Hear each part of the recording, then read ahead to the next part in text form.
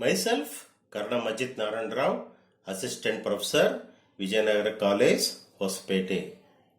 Now in today's class, we shall understand the concept of interference. Then what is interference? The modification in the redistribution of energy due to the superposition of two or more waves is called as interference. This interference are of two types. One is constructive interference, another is destructive interference. Due to the superposition of the waves, if the intensity of light is maximum, then it is called constructive interference. Due to the superposition of the waves, if the intensity of light is minimum, is called as destructive interference. Now to obtain this concept of interference or to understand this concept of interference, it is essential for us to understand what is coherent source. Coherent source means when two sources which produces waves of same frequency, same amplitude and having constant or zero phase difference is called as coherent source. But in practice, it is not possible to obtain coherent source. And in practice, we shall observe this particular concept of coherent source for experimental purpose by using two virtual sources which can be obtained from a single source of light. That is, however, for experimental purpose, two virtual sources can be obtained from a single source of light. That is, for example, the Fresnel's biprism is the best method of obtaining coherent source. That is, a Fresnel's biprism is one of the devices which produces two virtual images. Then how does this coherent source can be produced? Coherent source can be produced by two methods.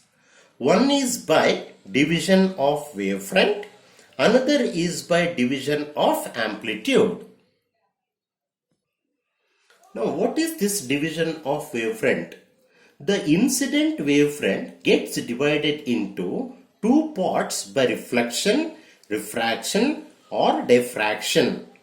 This division is done in such a manner that after passing through different optical media, the two parts reunite together, producing an interference bands. This is called as division of wavefront. The different methods of obtaining different division of wavefront.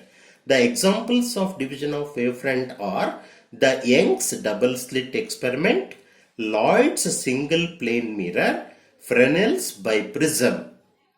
Division of amplitude. The amplitude of the incident wave is divided into two or more parts by reflection or refraction. The divided beams are made to reunite to give rise to interference bands. The examples are thin film interference, air wedge experiment, Newton's rings experiment, Fabry-Perot interferometer. Fabry-Perot interferometer. These are examples of division of amplitude. Now let us understand what is this Young's double slit experiment. The Young's double slit experiment consisting of a source, and this consisting of three screens. The first screen consisting of a small aperture, an aperture called as a slit. That slit is represented by S on the first screen. In the second screen, we have two apertures, A and B, which are two apertures which are being separated by a small distance. This particular screen, in the presence of this screen only, it could able to produce a coherent source. And the third screen The third screen is a screen which produces an interference pattern. You are observing that there is an interference pattern which consisting of bright and dark bands. These are being produced on the screen. This is called interference pattern, in which the energy is neither created by the bright nor destroyed by the dark. It is only being transferred from bright to dark or dark to bright. Hence, it is based on the principle of conservation of energy. Let us understand what is this Young's double slit experiment. Now, let us keep that figure in mind. Now, let us understand what is this. And based on the principle of Eisen, the wave theory of light, the Young demonstrated the phenomenon of interference of light in the year 1801. S is the pinhole in the cardboard and A and B are two identical pinholes in another cardboard. These two cardboards are placed parallel to each other. A and B are equidistant from S. And a screen XY is a screen to produce an interference pattern or to observe an interference pattern, which is being kept at a short distance from the screen AB. And whenever the light from a monochromatic source is incident on a screen with the narrow slit S, the cylindrical waves emerging from it, which are incident on another screen with two close, narrow and parallel slits A and B, which act as coherent source. The cylindrical waves emerging from A and B interfere each other and produce an interference pattern on a screen placed at a suitable distance.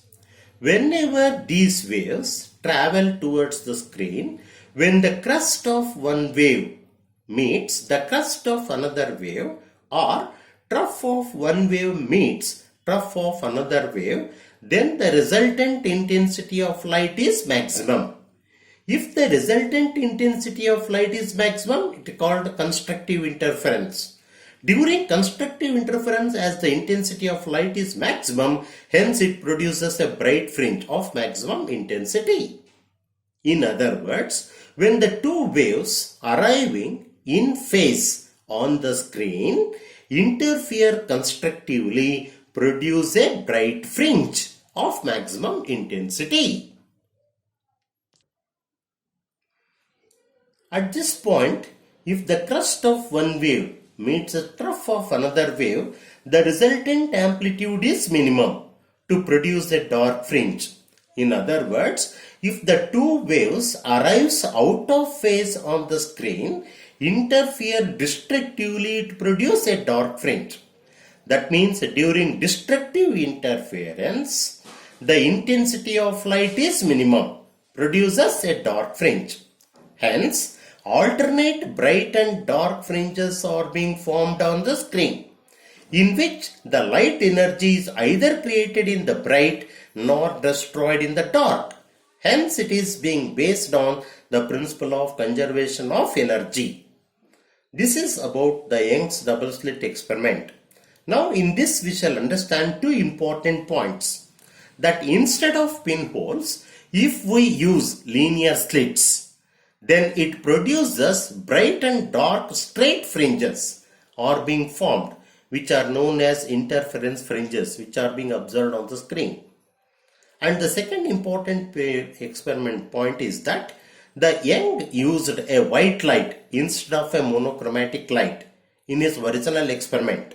As a result, he has observed colored fringes which are being obtained on the screen. That means whenever the monochromatic light was replaced by white light, it produces a colored fringes which are being obtained on the screen. Thank you.